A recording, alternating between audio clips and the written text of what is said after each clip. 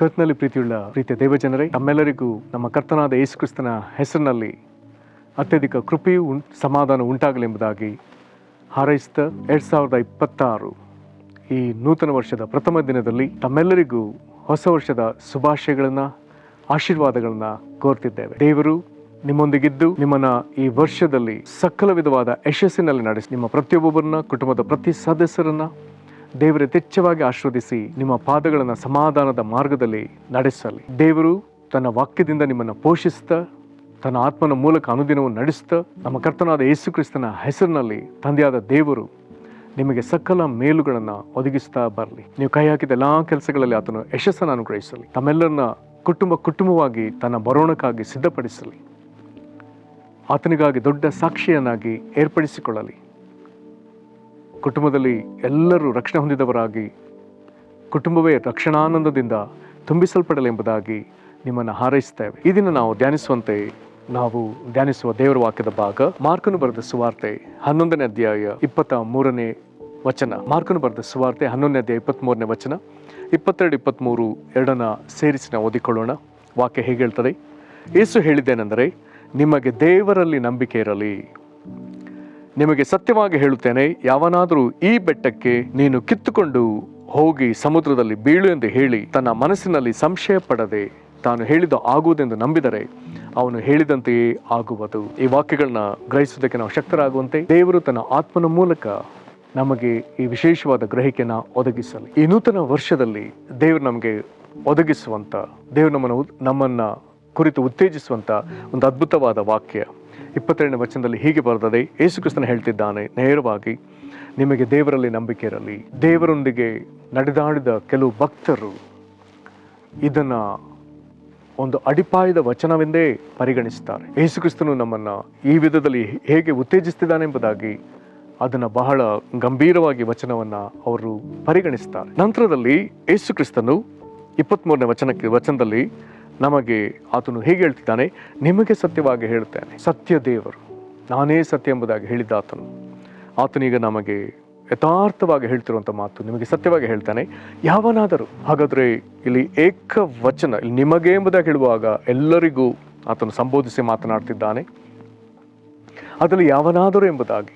ಹಾಗಾದರೆ ನಮ್ಮಲ್ಲಿ ಯಾರಾದರೂ ಒಬ್ಬರು, ಅಲ್ಲಿ ಯೇಸು ಕ್ರಿಸ್ತನು ಏನನ್ನು ತೋರಿಸ್ತಿದ್ದಾನೆ, ಅದೇನು? ಈ ಬೆಟ್ಟಕ್ಕೆ ನೀನು ಕಿತ್ತುಕೊಂಡು ಹೋಗಿ ಸಮುದ್ರದಲ್ಲಿ ಬೀಳು ಎಂದು ಹೇಳಿ ತನ್ನ ಮನಸ್ಸಿನಲ್ಲಿ ಸಂಶಯ ಪಡದೆ ತಾನು ಹೇಳಿದ ಆಗುವುದೆಂದು ನಂಬಿದರೆ ಅವನು ಹೇಳಿದಂತೆ ಆಗುವುದು ಎಂಬುದಾಗಿ ಆತನು ಹೇಳುವಾಗ, ಇಲ್ಲಿ ಆತನು ಒಂದು ಪ್ರಾಮುಖ್ಯವಾದ ಸಂಗತಿಯನ್ನು ಕೊಡ್ತಿದ್ದಾನೆ.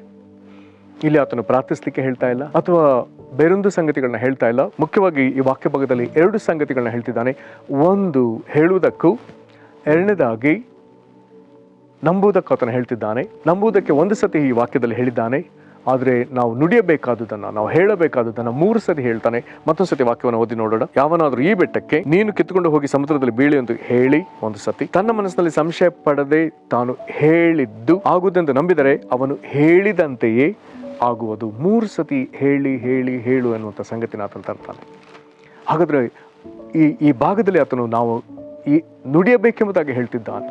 ಒಂದು ವೇಳೆ ನಾವು ಅದನ್ನ ಸಂಕ್ಷಿಪ್ತಪಡಿಸಿ ಒಂದು ವೇಳೆ ನಾವು ಹೇಳುವುದಾದರೆ, ಬೆಟ್ಟಕ್ಕೆ ನುಡಿ ಎಂಬುದಾಗಿ ಹೇಳ್ತಿದ್ದಾನೆ. ಅಂದ್ರೆ ಸ್ಪೀಕ್ ಟು ದ ಮೌಂಟೇನ್, ಬೆಟ್ಟವನ್ನ ಉದ್ದೇಶಿಸಿ ಮಾತನಾಡು ಅಂತ ಹೇಳ್ತಾನೆ. ಒಂದು ವೇಳೆ ಅದನ್ನ ಇನ್ನೂ ನಿರ್ದಿಷ್ಟವಾಗಿ ತೆಗೆದುಕೊಳ್ಳುವುದಾದ್ರೆ, ಸ್ಪೀಕ್ ಟು ಯೋರ್ ಮೌಂಟೇನ್, ನಿನ್ನ ಬೆಟ್ಟಕ್ಕೆ ಮಾತನಾಡು. ಹಾಗಾದ್ರೆ ಏನಿದ್ರ ಅರ್ಥ? ಯಾವುದಾದ್ರೂ ಒಂದು ಸಮಸ್ಯೆ ದೊಡ್ಡ ವಿಧದಲ್ಲಿ ನಿನ್ನ ಜೀವಿತದಲ್ಲಿ ಅಥವಾ ನಿನ್ನ ಕುಟುಂಬದಲ್ಲಿ ಅಥವಾ ನಿನ್ನ ಒಂದು ನಿನಗೆ ಒದಗಿಸಲ್ಪಟ್ಟ ಕ್ಷೇತ್ರದಲ್ಲಿ ಅದು ಕದಲಲಾರದೆ, ಆ ಸಮಸ್ಯೆಗೆ ಪರಿಹಾರ ಕಂಡುಕೊಳ್ಳಲಾರದ ರೀತಿಯಲ್ಲಿ ಒಂದು ಬೆಟ್ಟದಂತೆ ಕುಳಿತಿದ್ದರೆ, ಬೆಟ್ಟ ನಮಗಿಂತಲೂ ಗಾತ್ರದಲ್ಲಿ ದೊಡ್ಡದು, ಬೆಟ್ಟ ವಿಸ್ತಾರವಾದದ್ದು, ಎತ್ತರವಾದದ್ದು, ವಿಶಾಲವಾದದ್ದು, ಬೆಟ್ಟ ಕದಲಿ ಮನುಷ್ಯರು ತಾವಾಗಿ ಕದಲಿಸಲಾರದ ಒಂದು ಸಂಗತಿ.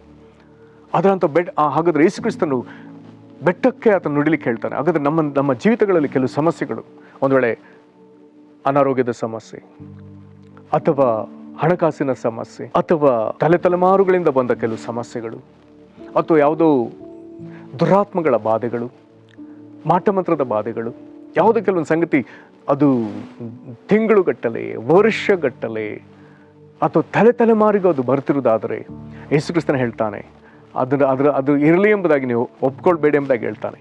ಕದಲಿಸಲಾದ ಬೆಟ್ಟವನ್ನು ನಿನ್ನ ಮಾತು ಕದಲಿಸ್ತದೆ ಎಂಬುದಾಗಿ ಹೇಳ್ತಾನೆ. ದೇವರ ಮೇಲೆ ನಿಟ್ಟ ನಂಬಿಕೆಯಿಂದ ನೀನು ನುಡಿಯುವಾಗ ಅದು ಇಲ್ಲಿಂದ ಕಿತ್ತುಕೊಂಡು ಹೋಗಿ ಸಮುದ್ರದಲ್ಲಿ ಬೀಳು ಎಂಬುದಾಗಿ ಆಜ್ಞಾಪಿಸುವುದಕ್ಕೆ ಆತನು ನಮ್ಮನ್ನು ಉತ್ತೇಜಿಸ್ತಿದ್ದಾನೆ. ಪ್ರೇರೆ, ಹಾಗಾದ್ರೆ ಈಗ ಮಾಡ್ರಿ ಎಂಬುದಾಗಿ ಹೇಳಿದ ದೇವರು ಆತನು ನುಡಿಯುವವನೆಂಬುದು ನಮಗೆ ಗೊತ್ತಾಗಬೇಕು. ಸಮಸ್ತ ಸೃಷ್ಟಿಯನ್ನ ಆತನು ತನ್ನ ಬಾಯಿಯ ಮಾತಿನಿಂದಲೇ ಉಂಟು ಮಾಡಿದ್ದಾನೆ. ಎಂಥ ಆಶ್ಚರ್ಯ! ಪೌಲನು ರೋಮ ಪತ್ರಿಕೆಯಲ್ಲಿ ಬರೆಯುವಾಗ ದೇವರು ಮಾಡಿದ ಕಾರ್ಯವನ್ನು ಆತನು ಹೇಳುವಾಗ 4ನೇ ಅಧ್ಯಾಯದ 17ನೇ ವಚನದಲ್ಲಿ ಒಂದು ಸಾಲನ್ನು ಆತನು ಹೀಗೆ ಬರೀತಾನೆ, ಇಲ್ಲದನ್ನ ಇರುವುದಾಗಿ ಕರೆಯುವ ದೇವರು. ಇಲ್ಲದನ್ನ ಇರುವುದಾಗಿ ಕರೆಯುವ ದೇವರು. ಹಾಗಾದ್ರೆ ಯಾವುದೋ ಒಂದು ಸಂಗತಿ ಇಲ್ಲ, ಆದ್ರೆ ದೇವರು ನುಡಿದದು ಬರುವಂತೆ ಮಾಡ್ತಾನೆ. ವಿಜ್ಞಾನ ಬಹಳವಾಗಿ ತಲೆ ಕೆಡಿಸಿಕೊಂಡಿರುವಂತಹ ಒಂದು ವಿಷಯ ಇದಾಗ್ತದೆ. ಇಡೀ ಜಗತ್ತು ಯಾವ ಒಂದು ಅಂಶದಿಂದ ಉಂಟಾಯಿತು, ಆದ್ರೆ ದೇವರ ವಾಕ್ಯ ಹೇಳ್ತದೆ, ದೇವರು ತನ್ನ ಮಾತಿನಿಂದಲೇ ಎಲ್ಲವನ್ನು ಉಂಟು ಮಾಡಿದ. ಏನೂ ಇಲ್ಲ. ವಿಜ್ಞಾನಿಗಳಿಗಾಗಲಿ ಏನಾದರೂ ಅನ್ವೇಷಣೆ ಮಾಡುವವರಾಗಲಿ ಅವರಿಗೆ ಏನಾದರೂ ತಯಾರಿಸಲಿಕ್ಕೆ ಏನಾದರೂ ಬೇಕೇ ಬೇಕು. ಆದರೆ ದೇವರಂಥವನಲ್ಲ, ಏನು ಇಲ್ಲದಿದ್ದರೂ ಆತನು ಕರೆದು ಅದು ಇರುವಂತೆ ಮಾಡ್ತಾನೆ.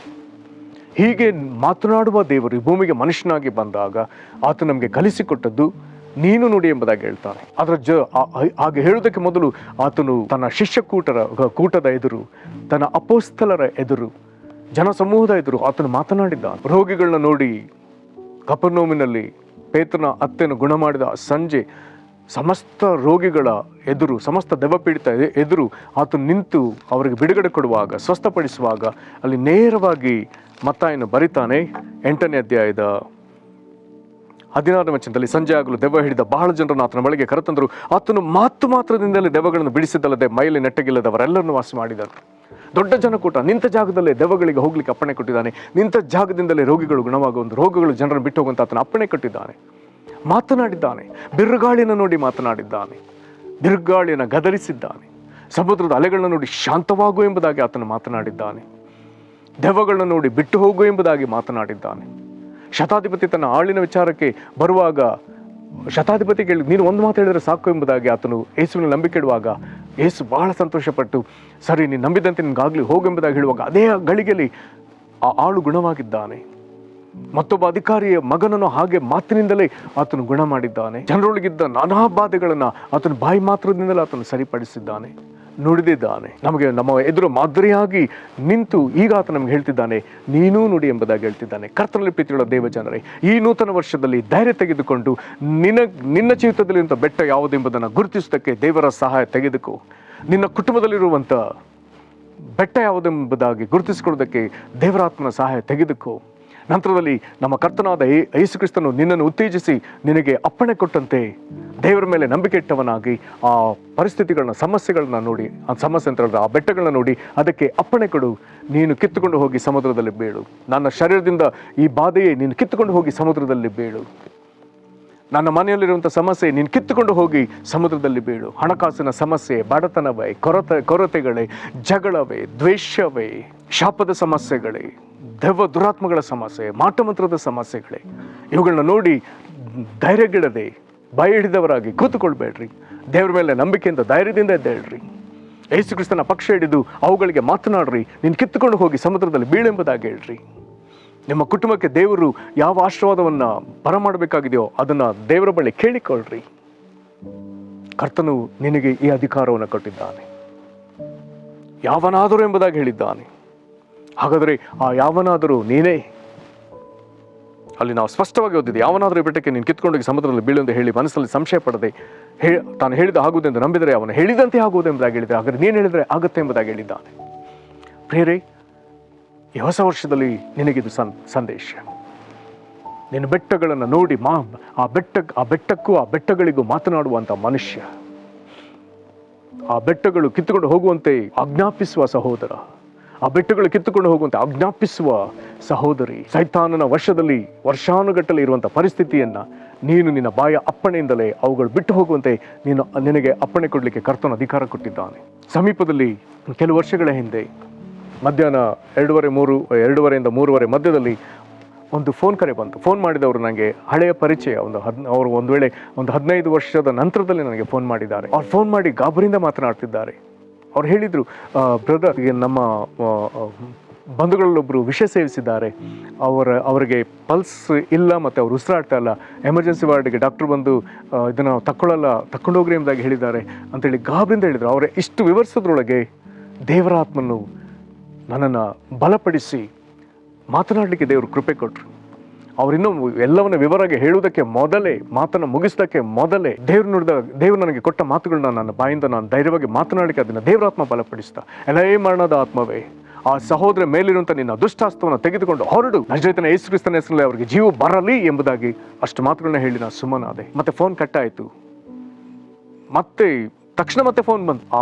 ಹೀಗೆ ಆಜ್ಞಾಪಿಸಿದ ಕೂಡಲೇ ಅವರಿಗೆ ಪಲ್ಸ್ ಬಂದಿದೆ, ಉಸಿರಾಟ ಪ್ರಾರಂಭವಾಗಿದೆ. ಅಷ್ಟು ದೂರ ಹೋದ ಡಾಕ್ಟರ್ ಮತ್ತೆ ಬಂದು ಅವರಿಗೆ ಚಿಕಿತ್ಸೆ ಕೊಟ್ಟಿದ್ದಾರೆ. ಅವರು ಈ ರೀತಿಯಾಗಿ 1 ತಿಂಗಳ ನಂತರ ನಾನು ಹೋಗಿ ಅವ್ರನ್ನ ಮಾತಾಡಿಸಿ ಬಂದೆ. ಕರ್ತನಲ್ಲಿ ಪ್ರೀತಿಯುಳ್ಳ ದೈವ ಜನರೇ, ಮಾತನಾಡಲಿಕ್ಕೆ ಕರ್ತನ ಹೇಳಿದ್ದಾನೆ. ನಾವು ಅನೇಕ ಸತಿ ಈ ಕಾರ್ಯದಲ್ಲಿ ಸಫಲರಾಗಿದ್ದೇವೆ, ಅನೇಕ ಸತಿ ಇಂಥ ಕಾರ್ಯವನ್ನು ಮಾಡೋದಕ್ಕೆ ಸೋತು ಹೋಗಿದ್ದೇವೆ. ಆದರೆ ಎಚ್ಚರಿಕೆಯಿಂದ, ನಂಬಿಕೆಯಿಂದ, ಧೈರ್ಯದಿಂದ, ಕ್ರಿಯಾಶೀಲರಾಗಿ ಕರ್ತನ ಜೊತೆ ಕೆಲಸ ಮಾಡುವವರಾಗಿ ಪರಿಸ್ಥಿತಿಗಳಿಗೆ ಮಾತನಾಡೋಣ. ಪರಿಸ್ಥಿತಿಗಳು ನಮ್ಮನ್ನು ಕದಲಿಸಿ ಬಂಧಿಸಿ ಇಡುವುದು ಬೇಡ. ಬದಲಾಗಿ ಅವುಗಳನ್ನ ಕದಲಿಸುವ ವರ್ಷವಾಗಿ, ಅದನ್ನು ಕದಲಿಸುವ ಸಮಯ ಬಂದದೆ. ಅವುಗಳ ಹಿಡಿತದಲ್ಲಿ ನಾವಿರದೆ ಅವುಗಳನ್ನ ನಾವು ನಿಯಂತ್ರಿಸುವ ಸಂದರ್ಭವು ಈಗ ಒದಗಿ ಬಂದದೆ. ಧೈರ್ಯ ತೆಗೆದುಕೊಳ್ಳ್ರಿ.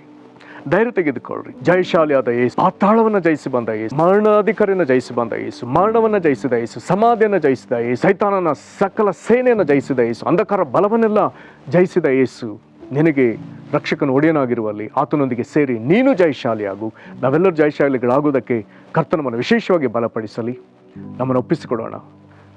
ಪರಲೋಕ ತಂದೆಯೇ, ಈ ನೂತನ ವರ್ಷದಲ್ಲಿ ಬೆಟ್ಟಗಳಿಗೆ ಮಾತನಾಡುವುದಕ್ಕಾಗಿ ಹೇಳ್ತಾ ಇದ್ದಿ ದೇವರೇ, ನಮ್ಮ ಎದುರು ನೀನು ನಮಗೆ ವಿರುದ್ಧವಾಗಿ ವರ್ಷಾನುಗಟ್ಟಲೆ ತಲೆಮಾರುಗಳಿಂದ ಅಥವಾ ಅನೇಕ ದಿವಸಗಳಿಂದ ನಾವು ಬಗೆಹರಿಸಿಕೊಳ್ಳಲಾರದಂತೆ ನಿಂತಿರುವ ಸಮಸ್ಯೆಗಳಿಗೆ ಕರ್ತನೆ, ನಾವು ನಿನ್ನ ಮೇಲೆ ನಂಬಿಕೆಯಿಂದ ಸಂಶಯ ಪಡದೆ ನುಡಿಯುವುದಕ್ಕೆ ಕರ್ತನೆ ನಮಗೆ ಆಜ್ಞಾಪಿಸಿರುವಲ್ಲಿ ನಾವು ಉತ್ತೇಜನ ತೆಗೆದುಕೊಳ್ತೇವೆ ಸ್ವಾಮಿ.